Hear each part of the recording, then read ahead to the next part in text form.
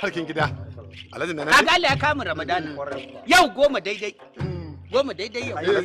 Alhaji yana ciki yaje kiɗa sosai na gargajiya. Bai taɓa yin nishaɗi ba irin yau. Ya dinga nishaɗi yana falo a zaune amma yana zullo. Yana jin kalangun nan yana zullo yana miƙa. Ya ji daɗi yadda ya kamata. Da na fito ni ma na gan ku cikin shiga ta gargajiya. Abin reras gashi nan. To jin daɗin haka sai ce ga naira 500 ya karkace zaro ta. Godiya muke yi. Godiya muke yi. A gaya masa mun gode. A gaya masa mun gode.